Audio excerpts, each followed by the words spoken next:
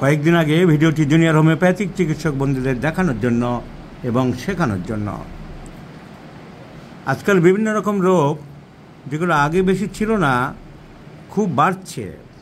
অনেক রকম রোগ যেখানে বইয়ে লেখাই আছে practice of medicine percentage is very low, খুব বেশি পাওয়া যায় না, অথচ বাড়ছে কেন?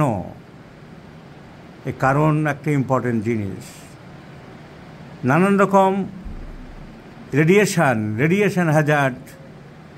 আমার মনে হয় সব রেডিয়েশন হ্যাজার্ড, আমার মনে হয় বিভিন্ন রকম ভ্যাকসিনেশান, নানান রকম, আমার মনে হয় যে বহু side effects of the modernised allopathic medicines. অনেক অ্যালোপ্যাথিক বই লেখাই আছে অ্যালোপ্যাথিক ওষুধের, অনেক ওষুধের সাইড এফেক্ট। যেমন ক্লোরমফেনিকল এখন ব্যান্ড হয়ে যাচ্ছে, তার বদলে অন্য ওষুধ আনার চেষ্টা করছে। সাংঘাতিক পারনিসিয়াস অ্যানিমিয়া হতো, অনেক ওষুধ আছে। টেট্রাসাইক্লিন খেলে বাচ্চার দাঁত কালো হয়ে যেত মা যদি খেত গর্ভাবস্থায়। তো অনেক রোগের কারণ আমার যেটা মনে হয়েছে বেশিরভাগ ক্ষেত্রে বিভিন্ন রকমের ভ্যাকসিনগুলো হচ্ছে দানবের কাজ করে। আমার এই চেম্বারের গেটে যদি কোনো মস্তানকে রেখে দিই যে কোনো শত্রু কেউ না ঢুকতে পারে, সেটা ভালোর জন্য রাখলাম, কিন্তু সেই দানবটা কোনো ভালো লোককে পিটিয়ে দিতে পারে, চড়থাপ্পড় দিতে পারে, একজন অধ্যাপককে থাপ্পড় মারতে পারে, ভালো করতে গিয়ে খারাপও হতে পারে। ভ্যাকসিনগুলোর এফেক্ট তাই। ভ্যাকসিনগুলো রোগ প্রতিরোধ করার জন্য দেওয়া হচ্ছে, রোগ প্রতিরোধ করছে হয়তো, কিন্তু তার একটা কাউন্টার অ্যাকশন হয়ে যাচ্ছে, অনেক ক্ষেত্রে অনেক রকম সমস্যা প্রতিকূলতা তৈরি করছে। আমরা নিউটনের সেই ফর্মুলায় পড়েছি, সেটা একদম এই ভ্যাকসিনের ক্ষেত্রে অত্যন্ত উপযোগী বলে আমি মনে করি। Every action of the universe has its equal and opposite reaction. এটা একটা কারণ বলে আমি মনে করি। এগুলো থিসিস বলছি না, এবং দেখা যাচ্ছে ঘটনা প্রমাণ পাচ্ছি। মডার্ন সিভিলাইজড লাইফের জন্য একটা হচ্ছে, অনেক রকম রোগ হতে পারে। Early to bed early to rise উঠেই গেছে। আজকালকার বাচ্চারা তো বাবা মায়ের কথা শোনেও না। এরা রাত 3টেই ঘুমায়, 4টেই ঘুমায়, ওঠে ওদিকে 9টায় 10টায় 8টায়। যেটা রাত্রেবেলা গভীর রাত্রের মধ্যে ঘুমালে যে মেলাটোনিন সিক্রেশন হয়, যে হরমোন যে ঘুম থেকে ভালো আনে, সেই সব উঠে গেছে। লাইট জ্বালিয়ে রাত থেকে নষ্ট করছে। ছেলেমেয়েরা 3টে 4টেই ঘুমাচ্ছে। লাইফ অফ স্টাইল চেঞ্জ হয়ে গেছে। প্রচুর পরিমাণে কৃত্রিম মাংস খাচ্ছে। এই যে ব্রয়লার মাংস, তো কৃত্রিম মাংস, তো ওষুধে ভরা মাংস, বিষে ভরা মাংস। আজকালকার বাচ্চা ছেলেমেয়েরা সবসময় আমরা প্রচুর পাই। আর আমি যেসব কথা বলছি তা অভিজ্ঞতালব্ধ, যা পাচ্ছি, যা দেখছি, যা শুনছি। বাচ্চা মাংস ছাড়া খায় না। কিসের মাংস? মুরগির মাংস সস্তা, সামনে পাওয়া যায়। একটা বাচ্চা জন্মের থেকেই অ্যান্টিবায়োটিক তাকে খাওয়ানো আরম্ভ হয়, মানে মুরগির বাচ্চার কথা বলছি। জন্মের থেকেই অ্যান্টিবায়োটিক খাওয়ানো আরম্ভ হয়, আর যেদিন বিক্রি হচ্ছে সেদিনও পর্যন্ত ওষুধপত্র চলছে। আর বেশিরভাগ ক্ষেত্রে যখন লটে বিক্রি হয়, সেগুলো খারাপ হয়ে গেছে, মরতে চলেছে, বাঁচার আশা নেই, সেগুলো লট ধরে পাচার করে দিয়ে দেয় বেশিরভাগ ক্ষেত্রে। তো অসুস্থ মাংস, অসুস্থ পাখির মাংস, বিভিন্ন রকম vaccination, change of life, mode of life, radiation Hazard, পরিবেশ দূষিত, খেলার জায়গা নেই, মাঠ নেই, হাওয়া নেই, অক্সিজেন নেই। ফ্ল্যাট বাড়ির জানলা 2-4টে যা আছে, যেদিকে তাকাবে পাশের বাড়ির জানলা দেখা যাচ্ছে। সবুজ দেখার দৃশ্য নেই, পরিবেশ নেই, পাখি নেই, গাছ নেই, পাখির গান নেই, বাচ্চার খেলা নেই। বাচ্চাকে ছোট থেকেই দেশলাইয়ের বাক্সের মধ্যে বড় করা হচ্ছে। দুরন্ত এক্সপ্রেস যেমন ট্রেন বলা হয়, লাইফকে বাবা মা দুরন্ত করে দিচ্ছে। সকাল 7টায় ওঠো, 8টা পর্যন্ত এই অঙ্ক করো, 9টার সময় রেওয়াজ করো, 10টার সময় বেরিয়ে যাও, 3টে স্কুল। মানে কি? 18 কেজি বাচ্চার 36 কেজি ব্যাগ, সব বই নিয়ে যেতে হবে। আমার নাটক আমাদের সময় ছিল না। প্রত্যেকটা বই স্কুলে নিয়ে যেতে হবে, ঘাড়ে করে আবার আনতে হবে। ছোটোবেলা থেকে স্পন্ডলাইটিস আরম্ভ হয়ে যাচ্ছে বাচ্চা। নাটক, স্কুলের নামে নাটক, ইংলিশ মিডিয়াম স্কুলগুলো, প্রত্যেকটা বাচ্চাকে 24-25টা করে বই নিয়ে যেতে হবে, 24-25 কেজি। তারপর ভয় দেখানো, খাতা, গার্জেনকে দেখাও তুমি এই করেছো ওই করেছো। বাচ্চাকে ছোটোর থেকেই সবসময় একটা সাপ্রেশন, ফিয়ার, অ্যাডমনিশন, ভর্ৎসনা, রিপ্রোসেস, একটা ভয়ের মধ্যে রাখা। নানান কারণেই রোগগুলো হচ্ছে। সমাজ বিষাক্ত হচ্ছে, পরিবেশ কলুষিত হচ্ছে, সব কিছু মিলিয়ে মানুষের মুখে হাসি নেই, খুশি নেই, আনন্দ নেই। বাচ্চা ইনডিফারেন্ট, ট্যাসিটার্ন, কথা বলে না, স্যাডনেস, মিলানকোলিয়া, গ্রিপ গ্রাস করছে, নানান রকম রোগের সৃষ্টি করছে, নানান রকম অ্যালোপ্যাথিক ওষুধের সাইড এফেক্ট হচ্ছে। আর কথায় কথায় সাধারণ মানুষও অ্যান্টাসিড কিনে খাচ্ছে, ব্যথার বড়ি কিনে খাচ্ছে, গ্যাসের বড়ি কিনে খাচ্ছে। গ্যাসের বড়ি বিয়ে বাড়িতে খেয়ে আসলো, আর্টিফিশিয়াল হজম করাতে হবে, প্যান্ডি, র্যানট্যাক্স, আরে খা খা খা, রন্টুকে দে, মন্টুকে দে, ধন্টুকে দে, হন্টুকে দে, আহা হা, যেন লজেন্সুস খাচ্ছে। প্যারাসিটামল, জ্বর, সামান্য জ্বরে, সর্দি কাশিতে কিসের এত ওষুধ লাগে, তার সাইড এফেক্ট সম্বন্ধে কোনো ধারণা নেই। ডাক্তারবাবু, আমার বাচ্চাকে আমি মোটেই জ্বর বাড়তে দিই না, 99 হয়েছিল, একটা ক্যালপল দিয়ে এসছি, আর কাজের মেয়েটিকে বলে এসছি তুই 100 হলেই একটা সঙ্গে সঙ্গে খাইয়ে দিবি। বিরাট পণ্ডিত। তো অনেক কারণ, এর আলাদা বলতে গেলে ইতিহাস হয়ে যাবে। তো একটি বাচ্চার আমি এখন যে কেসটা দেখাতে চাইছি, থ্রম্বোসাইটোপেনিক পারপিউরা। থ্রম্বোসাইটস কাকে বলে?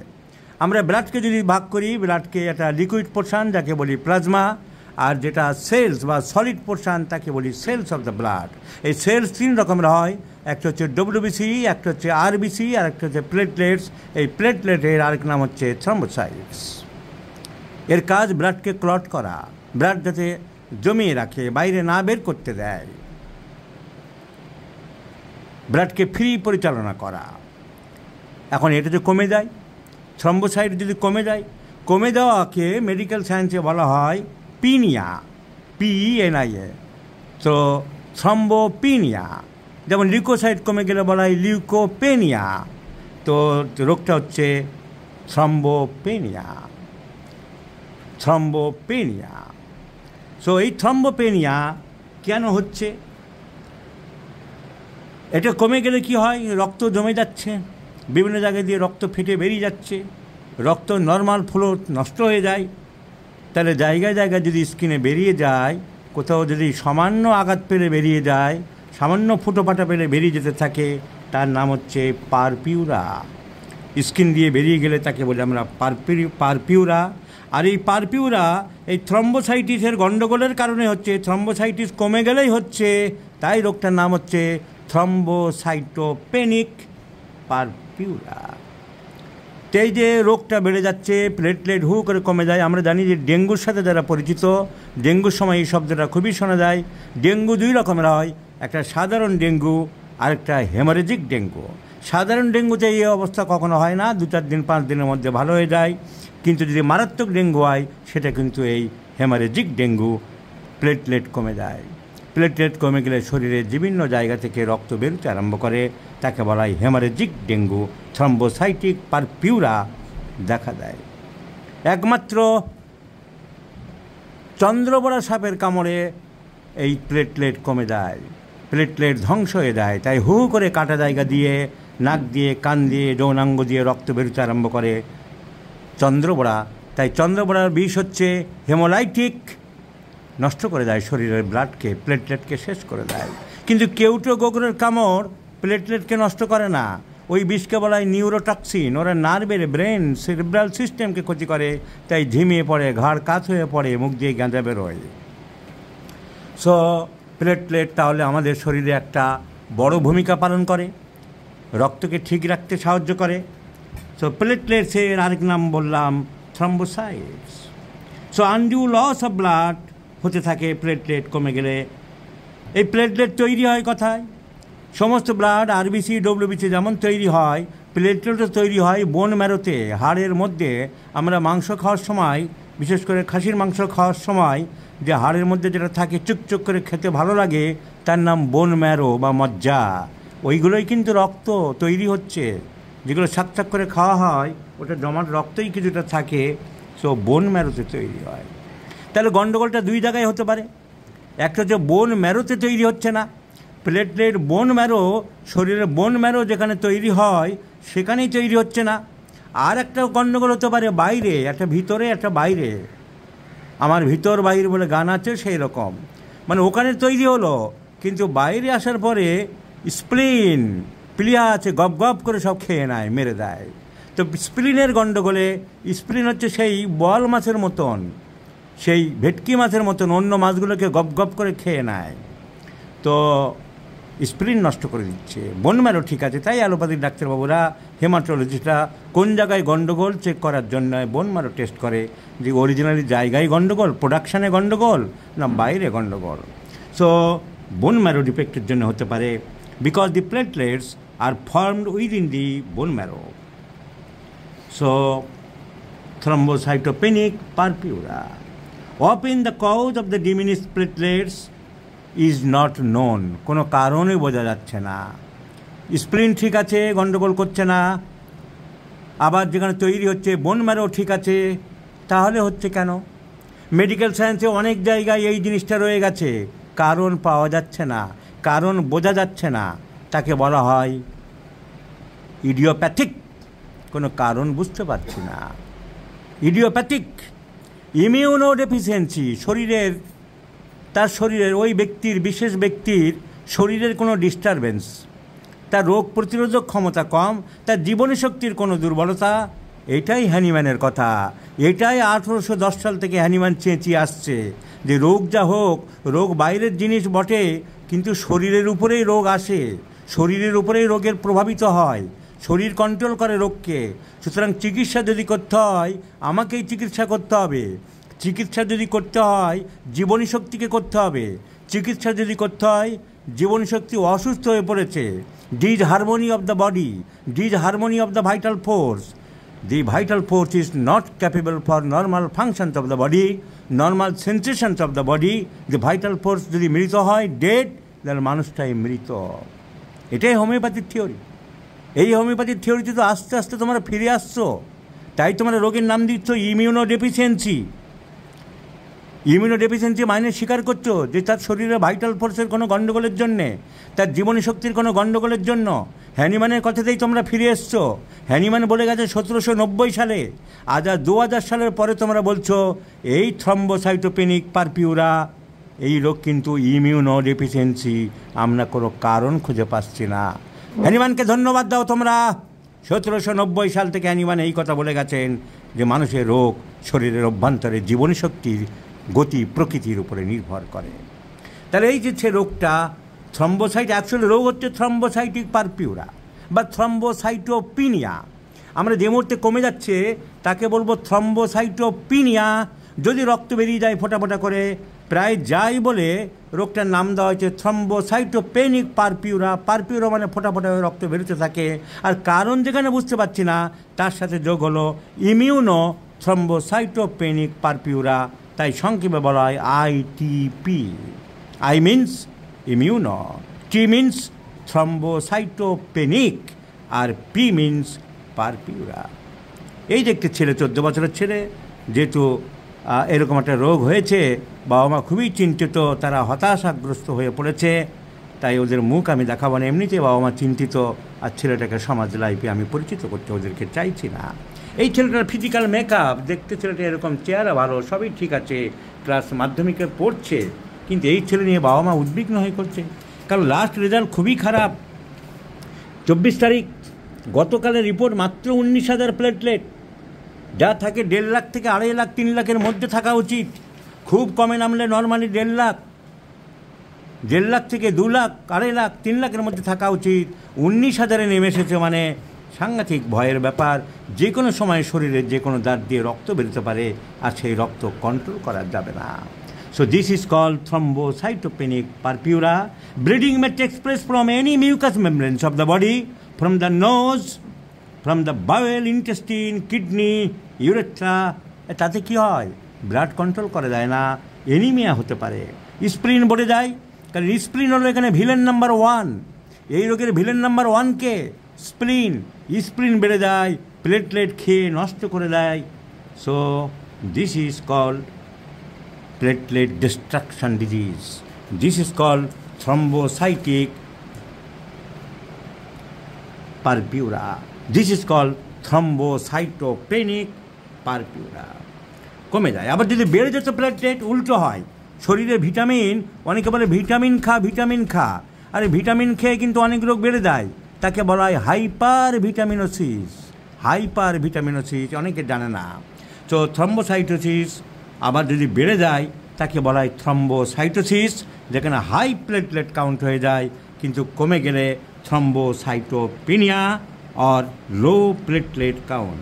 Decrease of abnormal production, either bone marrow failure, আমি বারবারই বলেছি, or hereditary thrombocytopathies. যদি হেরিডিটারি কারণ হয়, যেটা ইমিউনো কারণ, তাকে বলা হয় thrombocytopathies. So this is the case.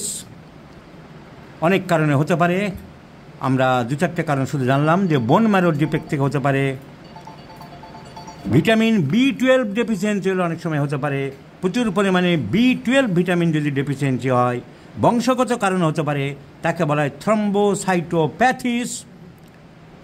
তার কি অনেক ফর্মুলা আছে, সেগুলো এখানে বলবো না। আবার আরও কারণ, সেগুলো আর এই মুহূর্তে বলতে চাইছি না। কোয়াগুলেশন ফ্যাক্টর, ইনক্রিজড কনজামশান, এই সমস্ত পয়েন্টগুলো আর বলছি না। এখন এই বাচ্চাটাকে সুস্থ করার জন্যে বাবা মা বড় আশা করে এসেছে, কি আমরা হোমিওপ্যাথিতে ভালো করতে পারি কীভাবে। আমাদের হাতে এই ধরনের কিট অনেক ভালো হয়েছে, আশা করি এই বাচ্চাটিকেও সুস্থ করতে পারবো। আর হোমিওপ্যাথিতে এইগুলো ইমপ্রুভ আশা করা যায়, কারণ হোমিওপ্যাথি তো এই থিওরির উপরেই চিকিৎসা করে, আমরা তো এই প্রিন্সিপলের উপরেই চিকিৎসা করি, আমরা তো এই নীতির উপরেই চিকিৎসা করি, আমরা তো এই দর্শনের উপরে, এই ফিলোসফির উপরেই চিকিৎসা করি। Treat the patient not the disease. এখানে তো কোনো কারণ ধরা যাচ্ছে না, এখানে তো কোনো খোঁজ পাওয়া যাচ্ছে না, এখানে কোন সিস্টেম গণ্ডগোল করছে বুঝতে পারছি না। সুতরাং আমরা রোগীটাকে চিকিৎসা করব, পেশেন্টকে অ্যাজ এ হোল ট্রিটমেন্ট করব, তার ইমিউন পাওয়ারকে বাড়ানোর চেষ্টা করব, তার জীবনীশক্তিকে উজ্জীবিত করব, তার ভাইটাল ফোর্সকে স্টিমুলেট করব। So and that is possible only by thorough case taking and collecting of the symptoms by our artistic method. এই বাচ্চার ক্ষেত্রে কী কী সিমটম পেলাম আমরা বাচ্চার চিকিৎসা করতে গিয়ে যা সিমটম কালেকশন করলাম, রোগটা আমি বললাম, প্লেটলেট 19,000 নেমে এসেছে, বাবা মায়ের কপালে ভাঁজ পড়েছে, কিন্তু বাচ্চার সিমটম কী আছে? ক্যাচেস কোল্ড ভেরি ইজিলি, সর্দি কাশি প্রায় লাগে, পিপাসা কম, ঘাম বেশি প্রচুর, মাথায় ঘামে, ছোটোবেলা তো ঘামতো, এখনও হাত পা ঘামে, পায়ের তলায় মাঝে মধ্যে জ্বালা করে, বাচ্চা মাংস খেতে খুব ভালোবাসে, বাচ্চা কোল্ড ড্রিঙ্কস খেতে ভালোবাসে, টক ভালোবাসে। এই ছেলের ভয় খুব বেশি, ভূতের ভয়, অন্ধকারের ভয়, সব ব্যাপারে খুব নার্ভাস, রাগ আছে, জেদও আছে, এসব আছে, কিন্তু ভয় আর নার্ভাসনেস খুব বেশি আছে। সর্দি কাশি প্রায় লাগে, ভয় নার্ভাসনেস খুব বেশি, সর্দি কাশি প্রায় লাগে, ঘাম খুব বেশি, চেহারা মোটামুটি মোটাসোটা আছে, ভূতের ভয় বেশি, অন্ধকারের ভয় বেশি, হাতের তলা পায়ের তলা ঘামে, টক খেতে ভালোবাসে। We may think of the medicine calcarea carb, we may think of the medicine calcarea carb. আমরা টিউবারকুলিনাম ভাবতে পারি, কারণ বাচ্চা মাংস খেতে খুব ভালোবাসে, সর্দি কাশি প্রায় লাগে, বংশে একবার টিবি হয়েছিল কিনা সঠিক বলতে পারছে না, হলে ভালো, না হলেও বাচ্চার মাংসের প্রতি অসম্ভব ক্রেভিং আর সর্দি কাশি খুব ভালোবাসে। And this is a destructive disease, this is there is destructive phenomenon, syphilitic ব্যাপার। Tuberculinum is an antisyphilitic medicine, so we may think of tuberculinum on considering the desire for meat and catches cold very easily. আর কোনো symptom টিউবারকুলিনামের তেমন পেলাম না, কিন্তু আমরা ভাবতে পারি। তাহলে আর কোনো ওষুধ আমাদের মাথায় খুব একটা আসছে না। আর কোল্ড ড্রিঙ্কস খুব ভালোবাসে, কোল্ড ড্রিঙ্কস ভালোবাসে, কিন্তু ফসফরাসের চেহারা নেই বা অন্য কোনো সিমটম আর কিছু নেই। সো এই দুটো ওষুধের মধ্যে আমরা যেহেতু প্রথমে বেশি সিমটম কভার করছে এবং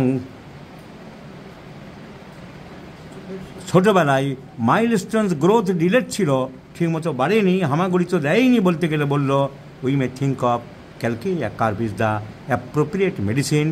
Let's prescribe Calcarea carb and see the result. I shall try my level best. আমি যথাসম্ভব চেষ্টা করবো, ওর বাবা মাকে বলেছি বাচ্চাটা কীভাবে ইমপ্রুভ করতে পারি দেখি। তোমাদেরকে দেখালাম না, ও তুমি যা বললে ওই ঘামটা বেশি, জোরে বলো। ঘাম বেশি কোথায় বেশি হয়? ঘাম মাথাতে ঘাম বেশি হয়, শরীর সবসময় সব ঘাম বেশি, ভয় বেশি, ভয় বেশি, ভূতের ভয়, অন্ধকারের ভয় এসব আছে। একটু নার্ভাস, ভীরু প্রকৃতির ছেলে। ও ডাকাবুকো, মারধর করবে, লড়াই করবে, এই ধরনের ছেলে না। তো this is the symptoms of calcarea, nervousness, একটা কোমল মনের ছেলে, আর ঘাম বেশি। ক্যালকেরিয়া মাংস খেতেও ভালোবাসে, টক খেতে ভালোবাসে, আর সর্দি কাশি প্রায় লাগে বলেছো। ঠিক আছে, এই ভিডিওটি আমি ডাক্তারদের শেখানোর জন্য দিলাম। আর তোমাদের বাচ্চাকে আরোগ্যের জন্য আমি যথাসম্ভব চেষ্টা করব। আশা করছি হোমিওপ্যাথিতে তোমাদের বাচ্চাকে সম্পূর্ণ সুস্থ করতে পারবো। তোমাদের ভিডিওটা তোমাদের পারমিশন নিয়ে ডাক্তারদের শেখানোর জন্য আমি গ্রহণ করলাম। তোমাদের কাউকে কথা দিয়েছিলাম যা, আমি মুখ দেখাইনি। এখন আরোগ্য ত্বরান্বিত হোক, এটুকু কামনা করি।